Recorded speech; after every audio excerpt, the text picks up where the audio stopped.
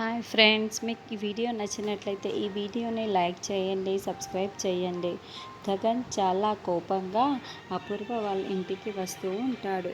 అపూర్వ, బయటికి రా అని ఇంట్లోకి వచ్చి పెద్దగా అరుస్తూ ఉండడంతో శరత్ చంద్రతో పాటు చరణ్ అందరూ కూడా హాల్లోకి వచ్చి నిల్చొని ఉంటారు.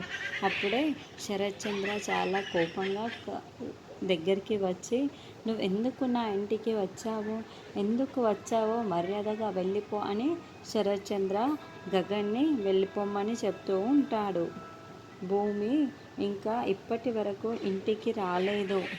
నీ భార్య నీ భార్యనే అపూర్వ భూమిని ఏమో చేసి ఉంటుంది అని భూమి ఇప్పటి వరకు రావడం లేదు అని గగన్ చెప్పడగానే శరత్ చంద్ర కూడా చాలా టెన్షన్ పడిపోతూ, ఏంటి భూమి ఇంటికి రాలేదా, నిజమ్మా నువ్వు చెప్తున్నది అని టెన్షన్ పడుతూ గగన్ని ప్రశ్నిస్తూ ఉంటాడు.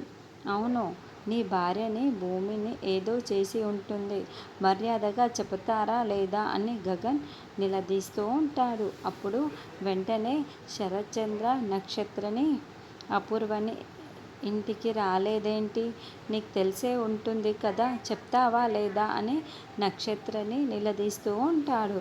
ఏమో డాడ్, నాకు తెలియదు డాడ్, మమ్మీ ఎక్కడికి వెళ్ళిందో నాకు తెలియదు డాడ్ అని నక్షత్ర అపూర్వ ఎక్కడుందో తెలిసినా కూడా తెలియదు అని అబద్ధం చెప్తూ ఉంటుంది.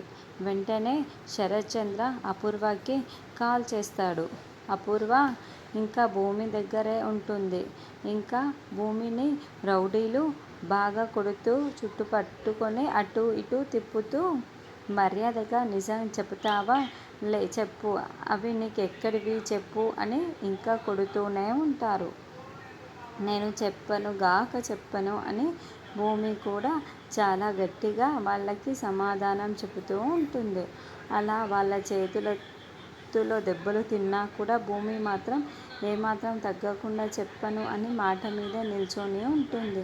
అప్పుడే శరత్ చంద్ర దగ్గర నుండి ఫోన్ కాల్ రావడంతో, బావా చెప్పు బావా అని అపూర్వ అంటుంది.